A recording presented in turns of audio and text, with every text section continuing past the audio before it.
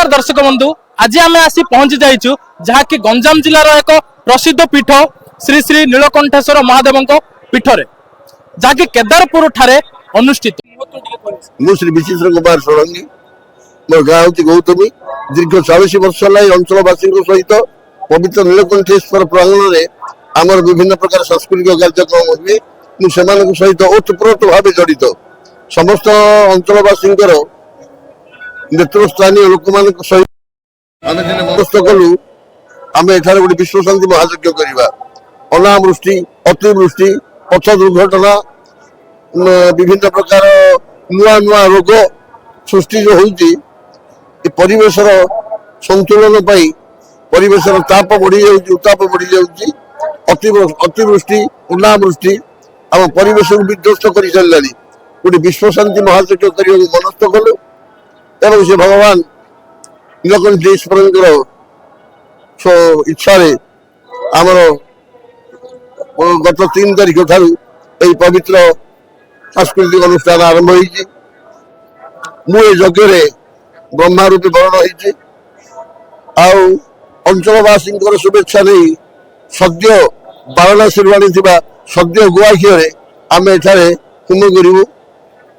यज्ञ अनुष्ठान हम जहाँफल समस्ते यज्ञ उद्योक्ता मान समस्ते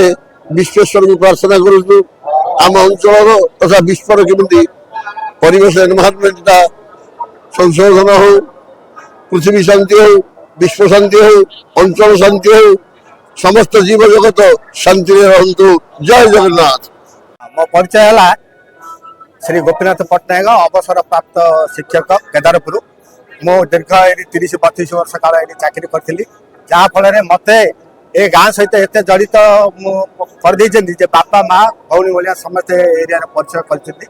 मोर निज ग्राम हूँ स्थानीय केवनी ब्लॉक फलरापतर ए विश्व शांति पाई आम गोटे चिंता कलु जो परिवेश खराब वातावरण होची आज पंचमी श्रीपंचमी दिन गला श्रीपंचमी दिन सारा ओडिशा रे 38 डिग्री सेल्सियस थी जहाँफल गछ पत्र ये जो हाणाहाणी कर गछ लगेगा जल आ गछ ये जो परिवेश खराब विषय तो गछ जी लगेगा निश्चय परिवेश ठीक रहा रो आम अंचल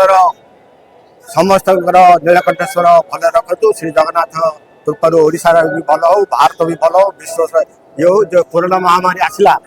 अन्य महामारी भी आम जी सचेतन हवा निश्चय आमर ए जगन्नाथ महाप्रभु आ नीलकंठेश्वर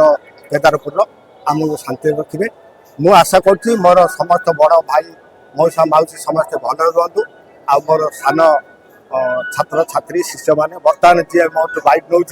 तार भी उन्नति हो समस्त उन्नति हो कामना करुँच भल रुहतु आम गंजाम ओडिशा।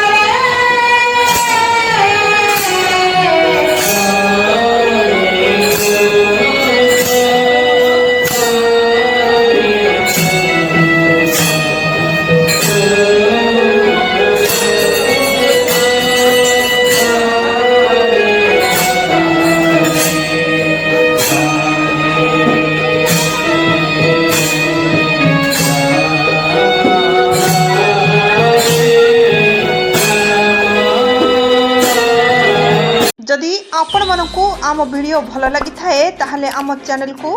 लाइक शेयर और सब्सक्राइब करने को भूलिए।